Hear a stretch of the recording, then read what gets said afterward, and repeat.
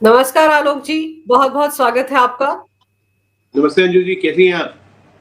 मैं बिल्कुल ठीक हूँ सर। सबसे पहले आपको बधाई। बिहार विधानसभा चुनाव के नतीजे तो बिल्कुल वैसे रहे जैसे आपने प्रेडिक्ट किए थे। आपने पिछले प्रोग्राम में कहा था कि 200 प्लस सीटें आएंगी एनडीए को और बिल्कुल वैसा ही रहा है। देखिए, ये होना ही था, ये कोई नया चीज नहीं है। लोगों को लग रहा है कि अभूतपूर्व मेजॉरिटी है। वो बिहार का मूड ऐसा था कि 200 आनी ही थी, इसमें कोई शक और शुबा था ही नहीं। हमें 2020 में भी 200 प्लस आती। 2020 में चिराग अलग जाके लड़ गए और उनको गठबंधन का वोट मिल गया, एनडीए का वोट उनको मिल गया, इसलिए हमारी सीटें कम हुई।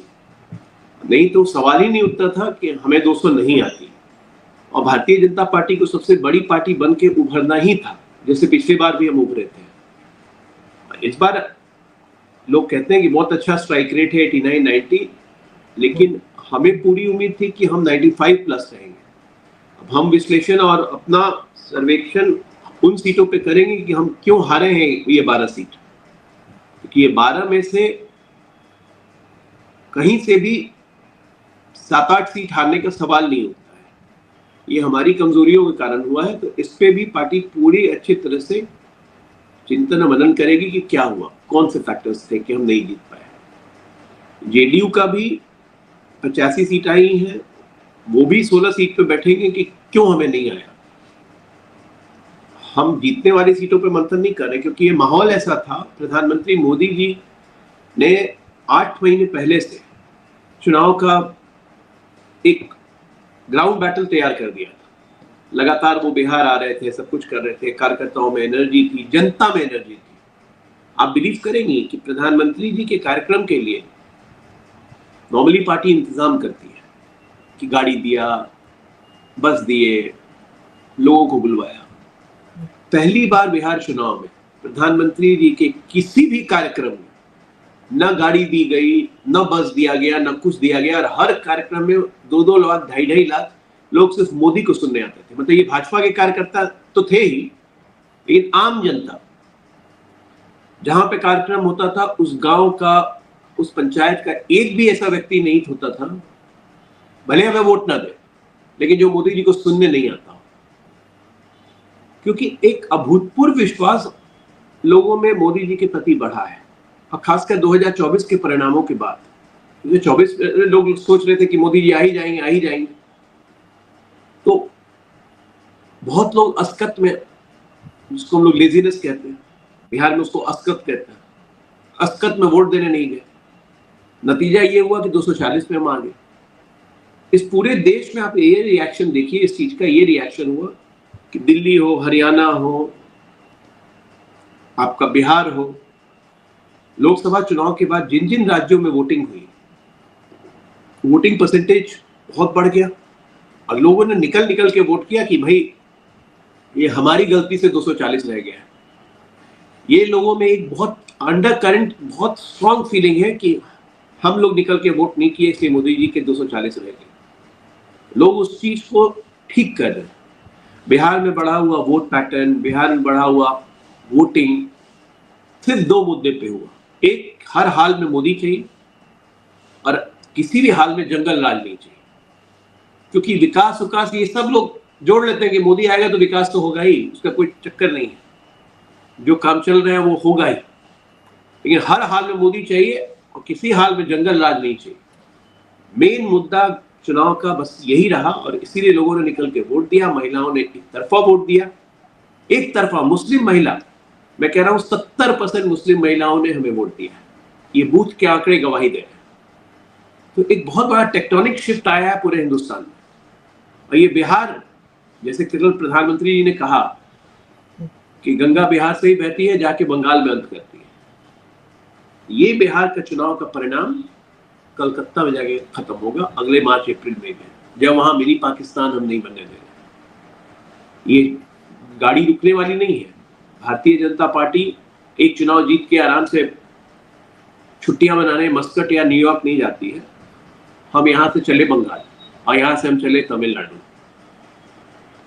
एक एक आदमी उत्साहित है और अगले कार्य करने के लिए तैयार है। कह रहे हैं कि आप 12 सीटों पर क्यों हारे उसका मंथन करेंगे, जेडीयू 16 सीटों पर हारी उसका मंथन करेगी। लेकिन आप ये देखिए कि जिनकी 5 सीटें आई हैं, जिनके नेता विदेश चले गए हैं, वो अब ये रायता फैलाने में लगे हुए हैं कि नीतीश बाबू को फिर से सीएम नहीं बनाया जाएगा। कहीं न कहीं उनका निशाना शायद ये भी है कि भई अगर ऐसा हो जाएगा तो हो सकता है केंद्र की सरकार उनको सीएम बनाना है क्या? 5 विधायक से नीतीश जी को सीएम बना देंगे वो? उनको ध्यान कौन दे रहा है? उनको पूछ कौन रहा है?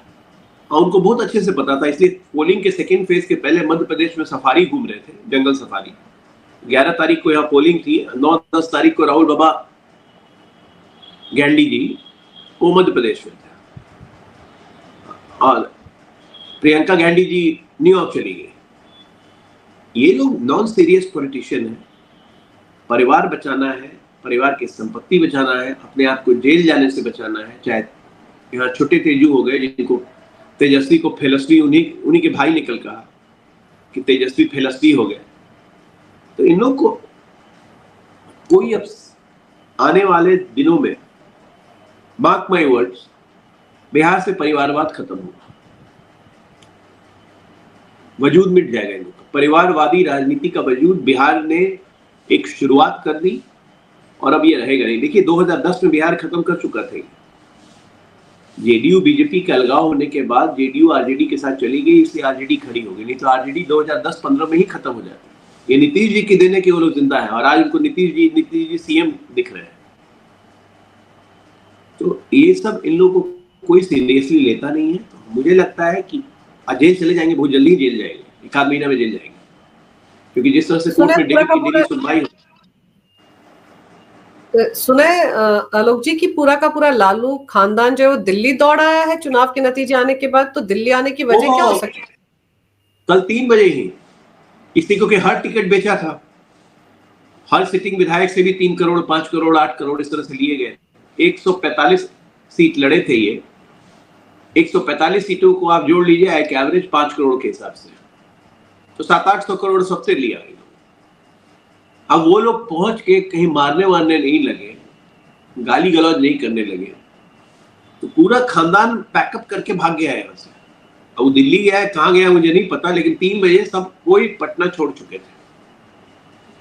ये पैसा कमाने की मशीन है ये खानदान, इनको हर चीज में पैसा चाहिए। अगर इनका बस चले तो इनको 24 घंटे में 24 घंटे जितने देर ये सोते नहीं है, अगर 16 घंटे ये जगते हैं तो 16 घंटा में हर घंटे में इनको पैसा चाहिए। पैसा इनकी कमजोरी बन चुकी है। तो पैसा ही तो कमाया है ना वो रेलवे में नौकरियों के बदले जमीन ले लेकर। आप सोचिए दिल्ली में डिफेंस कॉलोनी में इतना बड़ा बंगला, वो सब कहां से आया सर? पैसे से तो आया है। अब उस पैसे की पाई का हिसाब देने का वक्त शायद आ गया है। ईडी का शिकंजा कसेगा आपको लगता है अब जब डे टू डे सुनवाई होगी? डे टू डे सुनवाई हो रही है कोर्ट में। अभी ईडी तो निकल गई, ईडी ने तो कोर्ट में डाल दिया मामला। होटल के बदले रांची और भुवनेश्वर का जो रेलवे का होटल बेच के अपनी जेब गरम की थी, वो पैसा भी निकलेगा। लैंड फॉर जॉब वाला निकलेगा। तो ये हैबिचुअल चोर है, आप इनका कुछ कर नहीं सकते। इनको सजा भी मिलेगी तब भी इसको मेडल पे की तरह लगा के घूमेंगे।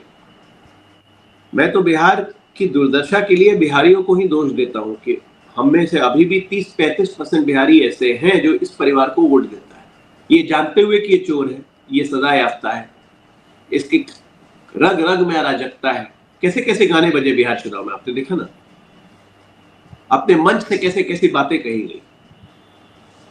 तो ये अराजक परिवार है और इस अराजक परिवार के पीछे 35% लोग हैं बिहार के। तो दोष किसका हुआ? इस परिवार का दोष नहीं है, ये बिहार की जनता का दोष है। ये 35% अराजक जनता है जो चाहती है कि ऐसे ही लोग आ जाए। ये इकोसिस्टम को डिस्ट्रॉय करना बहुत जरूरी है, जिस इकोसिस्टम को अराजकता में मजा आता है। और ये 35% पूरा बिहार का नाम खराब करता है। यही लोग हैं, कभी बाहर जाते हैं, वहां क्राइम करते हैं, कुछ करते हैं, चाहे दिल्ली हो, नोएडा हो, बॉम्बे हो, यही इकोसिस्टम के लोग। तो अब इस इकोसिस्टम को डिस्ट्रॉय करना बहुत जरूरी है। इनको डिस्ट्रॉय करेंगे हम, इसमें कोई शक नहीं है। अब तो ऐसा लगता है अजय जी की कहीं ना कहीं यहाँ पर भी बुलडोजर चलाने की अब तैयारी करनी पड़ेगी। पिछली बार तो ऐसा नहीं देखने को मिला, जंगल राज की बात हुई, लेकिन अब तो बहुत कुछ ऐसा है जिसको दुरुस्त करने की बहुत बड़े पैमाने पर जरूरत होगी जो नई सरकार बनेगी। देखिए हम बुलडोज तो ऑलरेडी सब कुछ कर चुके हैं। यहाँ पे कोई अराजकतावादी आदमी बिहार में बचा नहीं है। रही सही कसर, बची कुची कसर जो भी है वो नई सरकार बनने पे 100% पूरा होगा। बहुत सारे काम है, बिहार को एक नई छलांग लगानी है, प्लेटफॉर्म बन चुका है, बिहार का इंडस्ट्रियलाइजेशन करना है, बिहार का इंफ्रास्ट्रक्चर मजबूत हो चुका है, उस पर नई इमारत खड़ी करनी है। तो तमाम दिशा में ये सरकार बनेगी, इन्वेस्टमेंट भी आएगा, इंडस्ट्रियलाइजेशन भी होगा, रोजगार भी होगा, सबकी आमदनी भी बढ़ेगी। इन सब बातों से, जो कल प्रधानमंत्री ने अपने संबोधन में भी कहा, इन सब बातों का रोड मैप ऑलरेडी तैयार कर चुके हैं। पीएम इन सब बातों का रोड मैप तैयार कर चुके हैं, ये सब इम्प्लीमेंट होगा नई सरकार बनने के बाद। तो अब नई सरकार बनने के लिए क्या फॉर्मेलिटीज रह गई हैं? नीतीश जी के नाम को पक्का मानकर चला जाए? भाई अब नई सरकार बननी है, आज से पहले तो नीतीश जी इस्तीफा देंगे, सरकार भंग करेंगे, फिर गवर्नर साहब उनको बुलाएंगे, एक सब सारे दलों की बैठक होगी, उस बैठक में एक विधायक दल का नेता चुना जाएगा, वो विधायक दल का नेता जाके अपने समर्थन पत्र की प्रति गवर्नर साहब को देगा, फिर गवर्नर साहब बुलाएंगे सरकार बनने। तो ये तो प्रक्रिया है, इसमें समय लगता है। अब जब बैठेंगे, नाम तय होगा, कौन नेता बनेगा, उससे सरकार बनेगी, कैसी सरकार बनेगी, तो ये सब में तो समय लगेगा जी, 7-8 दिन 10 दिन लगेंगे। नहीं, 7-8 दिन 10 दिन लगेंगे, ये प्रक्रिया तो हम सब जानते कि ऐसी ही होगी। लेकिन मैं तो ये जानना चाह रही हूँ आपसे अजय जी की नीतीश कुमार जी का नाम तय माना जाए सीएम के तौर पर, या वहां पर भी सस्पेंस है, वहां पर भी ऊहापोह है? भाई नीतीश कुमार जी के नेतृत्व में चुनाव लड़े, नीतीश कुमार जी 20 वर्षों से मुख्यमंत्री हैं, हर कोई नीतीश कुमार जी है, तो एक बहुत अच्छा संबंध है। नीतीश जी पहले 2020 में, 2023 में जब भी सरकार 2-2 बार बनी, वो खुद मुख्यमंत्री नहीं बनना चाहते थे। उन्होंने साफ साफ कहा कि मैं मुख्यमंत्री नहीं बनूंगा, भारतीय जनता पार्टी बड़ी पार्टी है, उसका मुख्यमंत्री होना चाहिए। प्रधानमंत्री जी ने दोनों बार उनको दबाव दिया कि नहीं, मुख्यमंत्री आप ही बने। आप ये सोचिए कि क्या संबंध है। एक व्यक्ति मुख्यमंत्री नहीं बनना चाहता और उसको देश का प्रधानमंत्री कहता है आप ही बनिए, आप ही के नेतृत्व में चलेंगे। तो मुख्यमंत्री के पद पे या मुख्यमंत्री के नाम पे कभी कोई दिक्कत नहीं होने वाली, क्योंकि सब लोग त्याग करने वाले हैं। एक बार बैठक होगी, बैठक में अपने आप तय होगा। और नीतीश कुमार एक बार जान जाइए, बहुत सुपर्ब इंटीग्रिटी और हाई मॉरल वैल्यू वाले बहुत कम राजनीतिज्ञ बचे हैं इस देश में, उसमें से नीतीश कुमार एक। तो ये लोग अपने आप स्वतः निर्णय ले लेंगे। मुझे लगता है कि इसमें हम लोगों को कोई विश्लेषण या इसमें सूक्ष्म परीक्षण करने की कोई जरूरत नहीं। मैं तो सिर्फ इसलिए जानना चाह रही हूँ कि पिछली बार पीएम मोदी ने कहा तो वो सीएम बन गए। इस बार तो ये खबरें भी आ रही हैं कि जैसे पिछली बार बीजेपी ने बड़ा दिल दिखाया था, नीतीश जी को सीएम बनाया, इस बार बीजेपी सबसे बड़ी पार्टी बन के उभरी है गठबंधन में। तो क्या जेडीयू भी बड़ा दिल दिखा सकती है? इसमें बड़ा दिल दिखाने की बात क्या है? इसमें बड़ा दिल दिखाने की बात क्या है भाई? इसमें बड़ा दिल वाली कोई बात नहीं है। सीएम पद के लिए कोई बड़ा दिल दिखाने की जरूरत नहीं है। ये बड़ा दिल नहीं होता, ये नेचुरल होता है। तो ये नेचुरल तरीके से हो जाएगा, कोई बड़ा दिल दिखाना उखाना कोई मतलब नहीं, नेचुरल तरीके से होगा, सब स्वाभाविक रूप से होगा।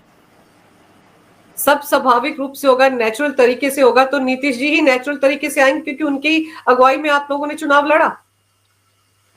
बिल्कुल उनकी अगुवाई में लड़ा।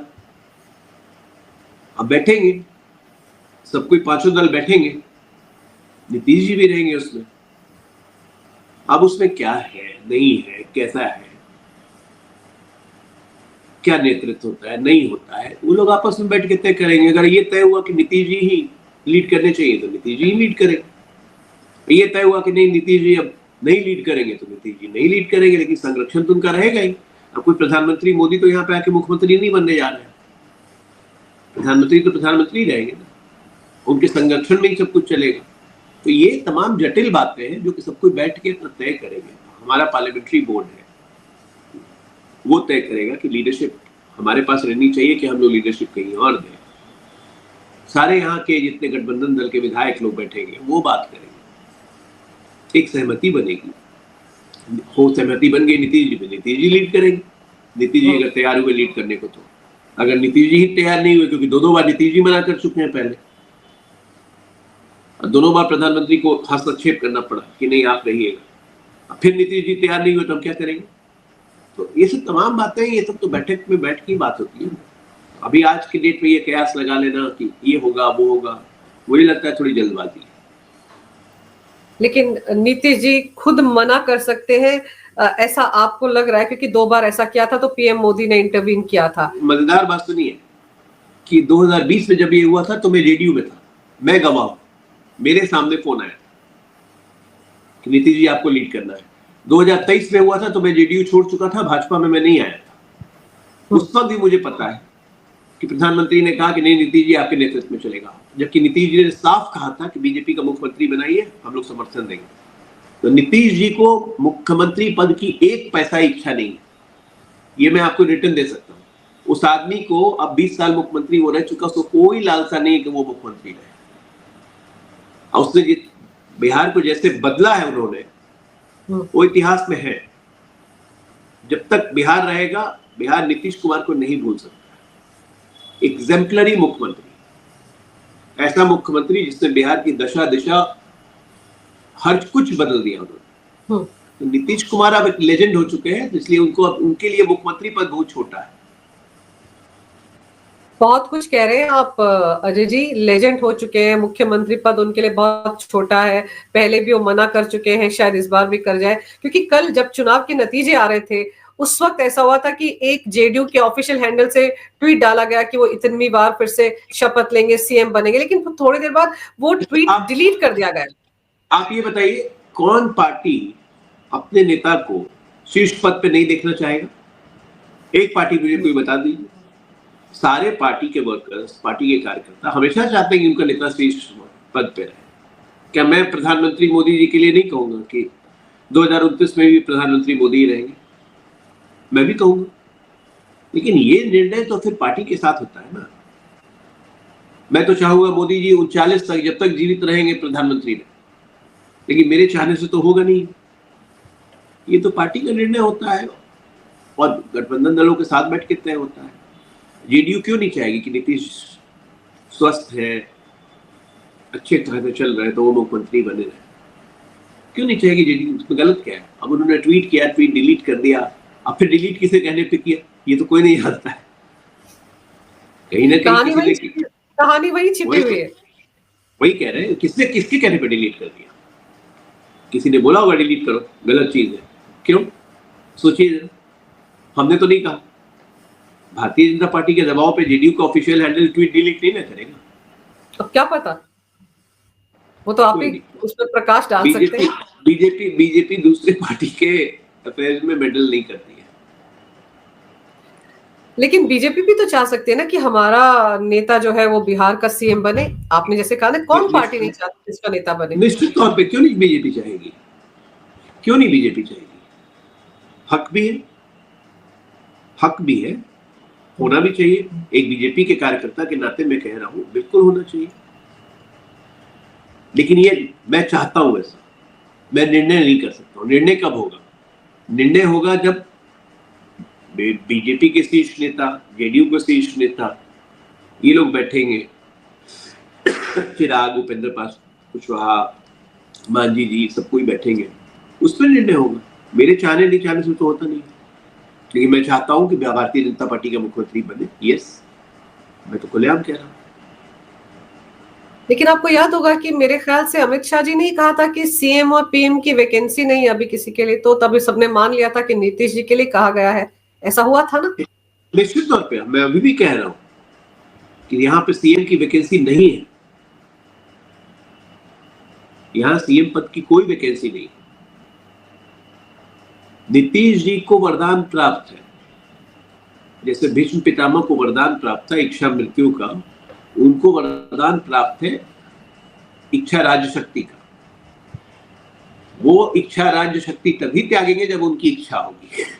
ये समझ लीजिए आप। मैं सब समझ गई कि 2020 में क्या हुआ, 2023 में क्या होता और अब क्या होने वाला है। बहुत कुछ आपने समझा दिया, दर्शकों को भी समझ में आ रहा होगा। लेकिन अगर आज सुबह की बात करें तो आज नीतीश बाबू से मिलने के लिए चिराग पासवान भी गए थे, कुछ खास वजह थी या जीत के बाद एक फॉर्मेलिटी के तौर पर मिलने जाते हैं? जीत के बाद एक फॉर्मेलिटी, उनको बधाई देने गए थे चिराग। लोग कह रहे थे ना कि जेडीयू का वोट चिराग को नहीं जाएगा, चिराग का वोट जेडीयू को नहीं जाएगा, सब कयास ध्वस्त हो गए, सबका वोट सबको गया और सबने बहुत मजबूती से अच्छा प्रदर्शन किया, जिसके नतीजे सामने। जैसे चाचा को बहुत याद करते रहे तेजस्वी, खुद उनकी सीट पे वो ट्रेल कर रहे थे, बड़ी मुश्किल से जीते। नेता प्रतिपक्ष पता नहीं बन पाएंगे या नहीं, जितनी सीटें उनको आई हैं बन जाएंगे। 25 सीटें आ गई, नहीं भी आती ना तब भी बनाते उनको नेता विपक्ष। जाती है क्यों? इसलिए बनाते ताकि भाग नहीं सके, सदन में रहना पड़ता है। नेता विपक्ष नहीं बनते तो ये भाग जाते जब भी सदन चलता। इनको खड़े रह के, जब तक ये जेल नहीं जा रहे, इनको सदन में खड़े रह के इनको सुनना पड़ेगा अपनी कारगुजारियों को। रूल में अमेंड करके भी इनको नेता प्रतिपक्ष बनाते हैं ताकि ये राहुल गांधी की तरफ भाग नहीं जाए। वो तो इतने बेशरम है कि नेता प्रतिपक्ष होने के बाद भी सदन चलता है तो आधे टाइम सदन से गायब रहते हैं। तो ये भी वही करते थे, पता चलता। क्या लगता है आपको, राहुल गांधी बिहार विधानसभा चुनाव से पहले भी विदेश गए, फिर 4 लैटिन अमेरिकी देशों की यात्रा पर चले गए, अभी नतीजे आने से पहले फिर मस्कट भाग गए, क्यों जाते हैं बार बार? क्या वहां से कोई टूल किट लेकर आ रहा है फिर से नया? एकदम आपने ठीक कहा, एकदम आपने ठीक कहा। ये विदेश में जाके एंटी इंडिया फोर्सेस के साथ मिलके भारत को डिस्टेबलाइज कैसे किया जाए, क्या क्या नैरेटिव बना जाए, जेन जी से लेके हर चीज का नैरेटिव, वोट चोरी का नैरेटिव, चौकीदार चोर है का नैरेटिव, वोट चोर गद्दी छोड़ का नैरेटिव, ये सारा नैरेटिव आया कहां से? ये जब विदेश जाते हैं तो वहां पे एक ग्रुप से मिलते हैं, वो ग्रुप इनको आइडियाज देता है, उस आइडियाज को इम्प्लीमेंट करने के लिए पैसे देता है, वो पैसे विभिन्न माध्यम के चैनल्स के माध्यम से। ये 1400 एनजीओ हम लोग बैन कर चुके हैं, जिसको XCRA अकाउंट हम लोग बैन कर दिया कि विदेशों की फंडिंग नहीं आएगी, उसके बावजूद भी फंडिंग आ रही है। ये बहुत बड़ा इकोसिस्टम है जो नहीं चाहता है कि भारत प्रोग्रेस करे, भारत आगे बढ़े, भारत इकोनॉमिक सुपर पावर बने, भारत रक्षा क्षेत्र में आत्मनिर्भर हो जाए। आप सोच रही है 2 लाख करोड़ की लगभग हम हथियार खरीदते थे विदेशों से, आज की डेट में वो घट के 25,000 करोड़ हो गई है। तो 1,75,000 करोड़ हर साल का हमारे देश में ही मैन्युफैक्चरिंग हो रही है, उससे देश कमा रहा है। देश की कमाई हो गई है 50,000 करोड़ और उनकी कमाई बंद हो गई 1,75,000 करोड़। क्यों चाहेगा अमेरिका हो, ऑस्ट्रेलिया हो, वो क्यों चाहेंगे भाई? इस्लामिक देश में नहीं कह रहा हूं, कोई देश क्यों चाहेगा कि भारत आगे बढ़े, भारत मजबूत हो जाए? उस सोच का इम्प्लीमेंटेशन का हिस्सा ये राहुल गांधी है, ये पूरा गांधी परिवार है। आपको याद है 80s और 70s में कहा जाता था हिंदू ग्रोथ रेट, लोग मजाक बनाते थे हिंदू ग्रोथ रेट में। जब कांग्रेस के जमाने में हमारी जीडीपी 2.2%, 1.8% इस तरह से रहती थी, 84, 85, 86 में जब राजीव गांधी का स्वर्णिम पीरियड था, 2.2% जीडीपी होती थी। इसको हिंदू ग्रोथ रेट कहते थे। हिंदू ग्रोथ रेट मोदी ने दिखाया कि क्या होता है हिंदू ग्रोथ रेट, जब विश्व की चौथी इकोनॉमिक शक्ति हम बन गए। ये है हिंदू ग्रोथ रेट। इस हिंदू ग्रोथ रेट से चाहे मुसलमान हो चाहे क्रिश्चियन हो, हर कोई जलता है और इसको खत्म करना चाहता है। और इसके टूल किट के सबसे बड़े प्लेयर है राहुल गांधी, ये पूरा गांधी परिवार। और आप ये देखो कि एक स्टेट इंटेलेक्चुअल टेररिज्म है, मैं बता रहा हूं। This is intellectual terrorism. इसकी सबसे बड़ी फैक्ट्री थी JNU दिल्ली, AMU अलीगढ़, हैदराबाद। ये सब इंटेलेक्चुअल टेररिस्ट पैदा करते हैं। भारत तेरे टुकड़े होंगे इंशाअल्लाह इंशाअल्लाह। आज धीरे धीरे धीरे धीरे मोदी जी ने जो हिंदुत्व की लहर एक जगाई, आज JNU में AVP आ गई ना,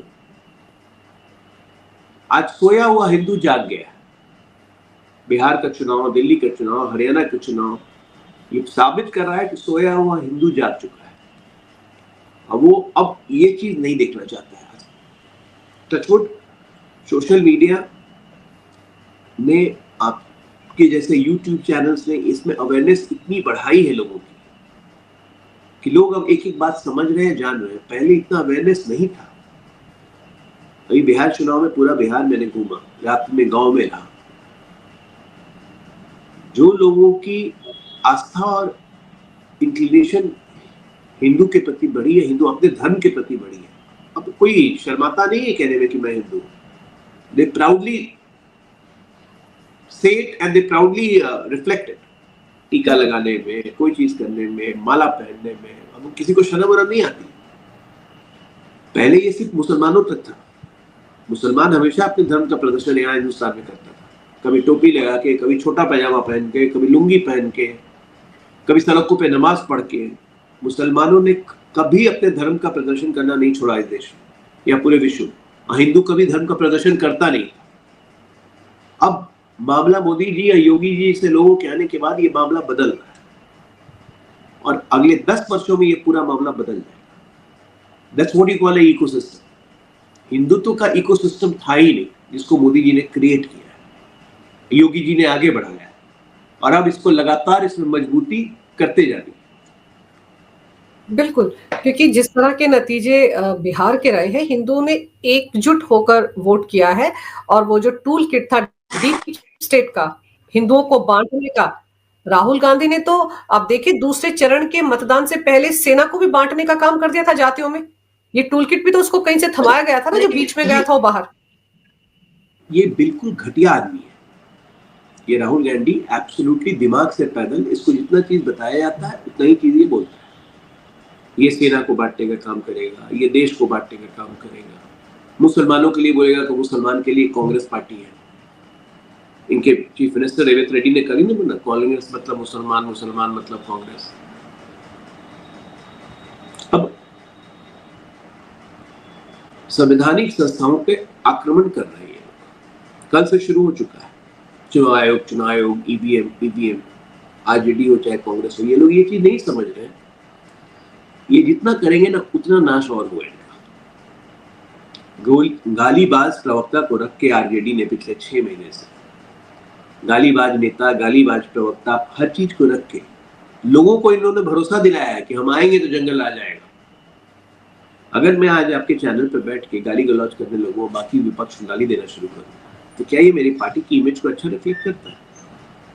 क्या ये मेरे पार्टी के आंतरिक स्वभाव को रिफ्लेक्ट नहीं करता कि मेरी पार्टी का आंतरिक स्वभाव क्या है? कभी नॉर्मल रह ही नहीं सकते। दिक्कत ये पर ये जो नतीजे रहे हैं, इससे इस पर सबकी नजरें इसलिए थी अजय जी कि सबको लग रहा था कि अगर यहाँ पर कुछ खेल खराब होता है, एनडीए हार जाता है, तो मोदी सरकार तो अगले दिन गिर जाएगी। डीप स्टेट भी इसी एजेंडे पर चल रहा था, लेकिन जैसे नतीजे हैं उसके बाद तो पाकिस्तान भी शॉक में है और अमेरिका भी। आप देखिए दिल्ली में जो धमाके, उसके बाद मार्को रूबियो क्या कहते हैं कि हम भारत के साथ सहयोग करने को तैयार हैं। आप सोचिए कि रवैये में चेंज आ गया ना, क्योंकि उनको भी नतीजे दिखे कि मोदी कितने स्ट्रांग होकर उभरे। निश्चित तौर पे एक नतीजा बहुत चीज रिफ्लेक्ट करता है। बिहार है ये राजनीति की जननी है, चाणक्य की धरती है। एक एक बिहारी जितना पॉलिटिशियन है, वो एक बिहारी सब पे भारी हो जाता है। तो बिहार की धरती से ये नतीजा जाना, और भी एक तरफा नतीजा जाना, वोट शेयर में अंतर 11% का होना, ये कहीं ना कहीं ये दर्शाता है कि प्रधानमंत्री के नेतृत्व में लोगों को कितना भरोसा है। और दूसरी बात, जो लोग कहते हैं कि अगर नतीजे सही नहीं आते तो केंद्र की सरकार ही गिर जाती, कहां से भैया, कहां से? आप सोचिए जरा कैसे? अगर हमारी सरकार नहीं बनती तो जेडीयू भी विपक्ष में होती, तो जेडीयू क्यों अपने 12 एमपी को समर्थन हटाएगी? किस लिए? जिनकी बुद्धि ये कहती है जेडीयू यहां भी सरकार में ना रहे, जेडीयू केंद्र में भी ना रहे, जेडीयू के 2 मंत्री हैं केंद्र में, तो राजनीतिक बुद्धि पे तरस आता है ऐसे लोगों के, जो ये सोचते थे कि बिहार में सरकार नहीं बनी तो केंद्र की गिर जाएगी। कहां से गिर जाएगी? बल्कि केंद्र में और मजबूती के साथ खड़े हो जाते कि किसी हालत में कुछ नहीं होने देना। और दूसरी चीज, एनडीए की संख्या आज के डेट में 300 है। 12 निकाल भी लीजिए तो कितने होते हैं? 288। बहुमत कितने पे? 272। कहां से गिर जाती? हवा में पुलाव बनाने का ही राहुल गांधी जी का सपना, जब से 2024 में सरकार बनी, 1 साल से लगभग सपना यही चल रहा है यही करते करते 2029 में फिर 400 की सरकार बन जाएगी, फिर देखिएगा कि 6-6 महीना जाके बैठेंगे विदेश में।